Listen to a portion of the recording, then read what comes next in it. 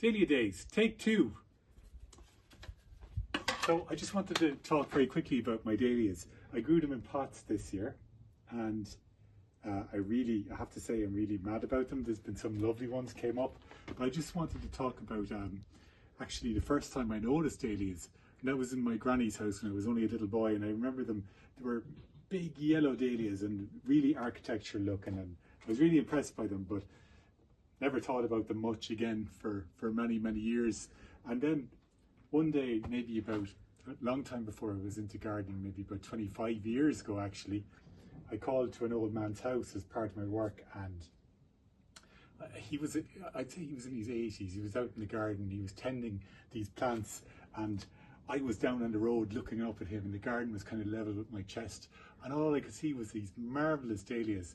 And this man must have been about in his late 80s, I'd say, but he was tending these flowers and they were just marvellous. They looked fantastic.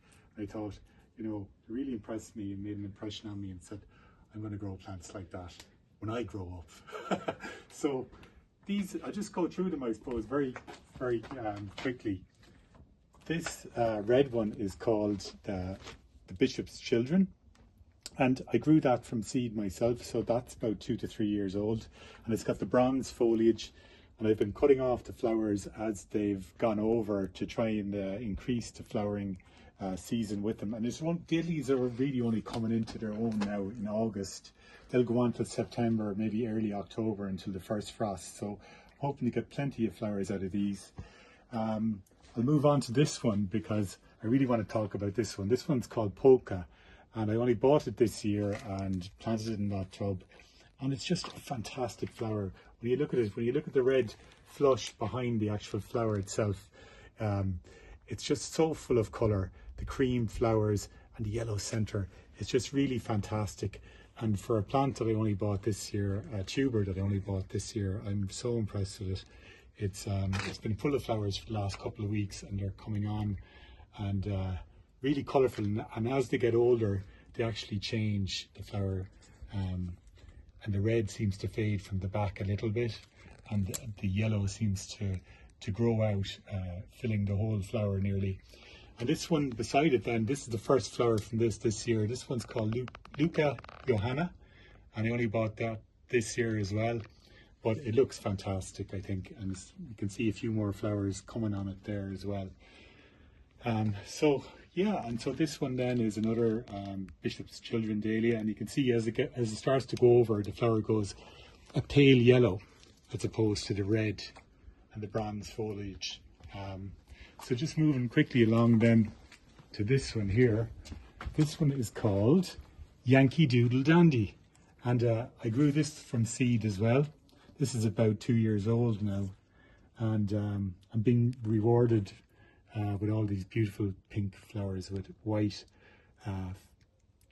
coming through them as well, and yellow centers. So I'm really happy with those. And now I'll just move on to this one here.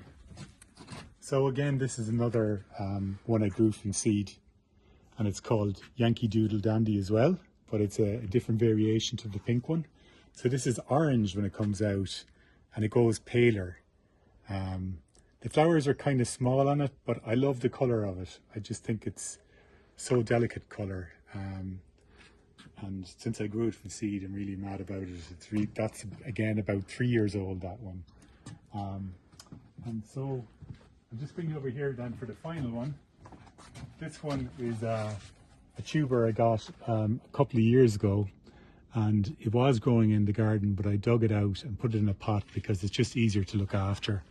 It's called Totally Tangerine, and it's a beautiful dahlia, and this one has been flowering for weeks and weeks now at this stage. And I suppose the key to keeping the dahlias flowering is regular watering and deadheading, just cutting off the dead heads.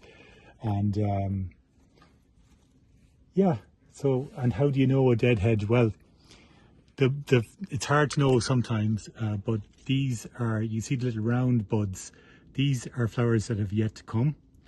But when you see it more pointed like that, or well, that one's just gone, but you know that that's a bloom that's passed, and if you cut that off, it'll encourage more smaller flowers to come out on it. So I was just talking about knowing when the dahlia flower has gone over. So if you compare these two, you see the little rounded bud, that's ready to blossom, and this more pointed one, then this has gone over, so this is turning to seed now. So it's a handy way of knowing the rounded one is the one that's about to flower, so that way you won't cut off any good buds.